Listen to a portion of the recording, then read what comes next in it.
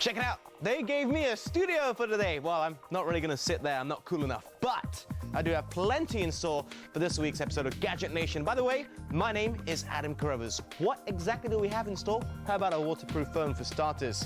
Let's start the show. Where'd I go?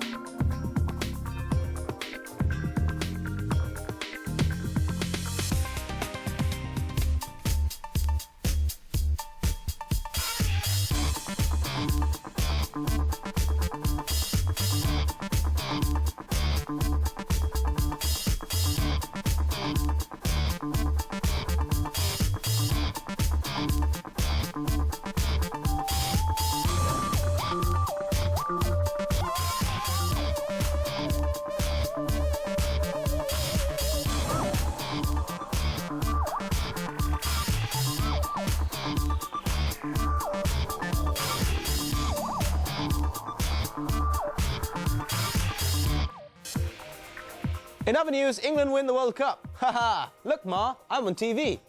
What am I doing? Anyhow, sorry, okay. I did promise you early on something really nifty to do with a phone that's waterproof. Obviously, I must be talking about the Sony Xperia Z. So here is my hands-on review. Hello.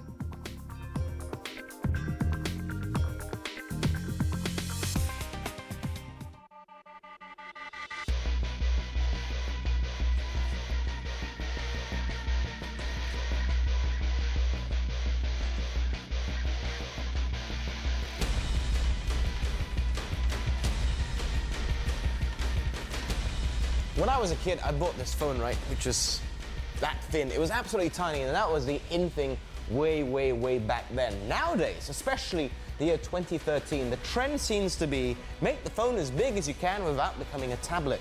That was especially apparent when the first Note came out. Now we have the Note 2, which is pretty much the benchmark in terms of big size phones. Tablets, as some people would like to say.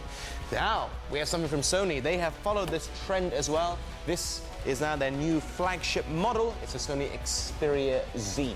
I'm quite excited by it, and you might be wondering why this looks like I'm about to make an art project with the water here and stuff. Well, this apparently is waterproof. We're going to put that to the test in a short while. Firstly, a couple of specs about this little bad boy right here. It's 5 inches, so for comparison's sake, that is how it stands up against of course, the Galaxy Note 2. All right, enough of that. It's quite thin, it's about 7.9 millimeters. It's also 149 grams in terms of weight. So it's slightly, or feels slightly lighter than the Note 2. So that's obviously a massive plus point. Now, the shape itself, it is an absolute beauty. I mean, there are no curves on this. It's all straight lines, and it's all beautifully put together, so symmetrical. I mean, this tempered glass feels so nice in your hands. Around the sides, it's a rubberized feeling there, but it still feels solid. It doesn't feel cheap. You know, like some phones, you take off the back and it's a bit plasticky, it's not so great. You won't find that here. Absolute perfection. I cannot stress that enough for this current design model anyhow. Now, this is the interesting part. As you can see right here, we have the water. Are you ready for me to put this in?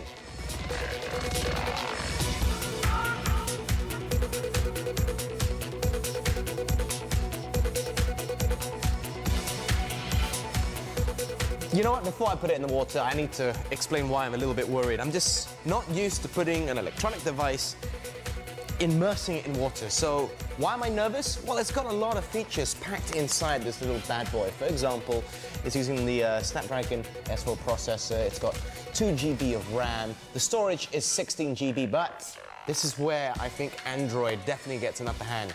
I hate it when Android phones come out and they don't have a micro SD card slot.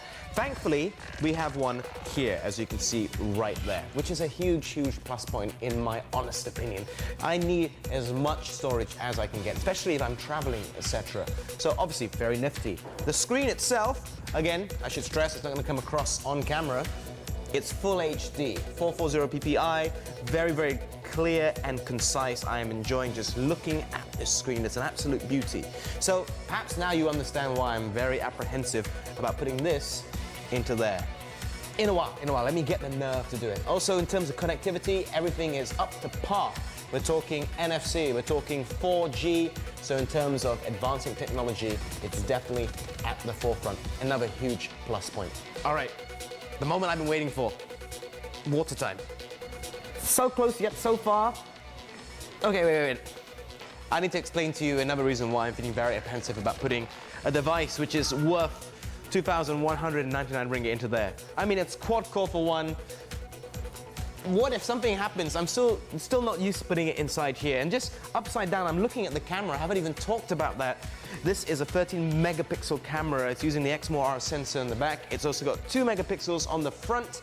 And it's pretty nifty, as with the case of Sony, because they do make a lot of cameras. Lots of features for you to customize when you want to take a snapshot. Also, quick sight unlock allows more options as well. So due credit to Sony, they have that stable of cameras and they've tried to implement whatever's cool in that onto this mobile phone right here.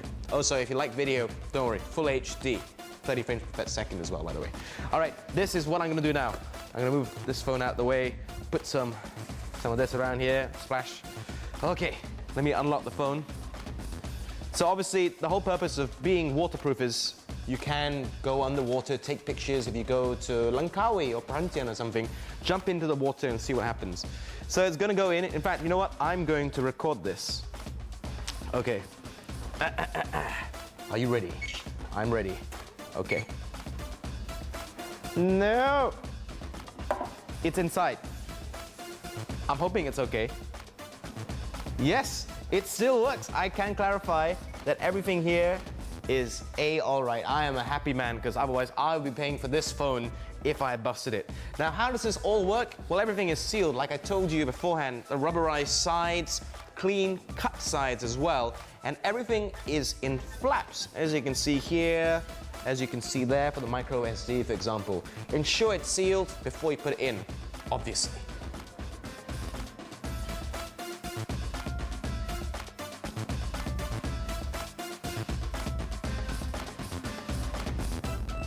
Just gonna keep doing it again. So what do I like about this little device? I think it is utterly fantastic. I mean, this is by far the strongest Sony Android phone that we've seen. Obviously, it is the latest one as well. Battery life, it may not have as much as a charge as the Samsung Galaxy Note 2 in terms of screen size, but the battery management is very, very good. It's some of Sony's own software in that aspect and how you want to make it work. So I really am a big fan of that because some phones, they'll last about half a day and then you have to find the chargers somewhere. With this, you should be able to last the entire day as long as you get your settings correct. All right, let me put this down and simply say, if you love Sony, if you love Android devices, this is an absolutely perfect combination. Go check it out if you can. Definitely a strong option in the Android market.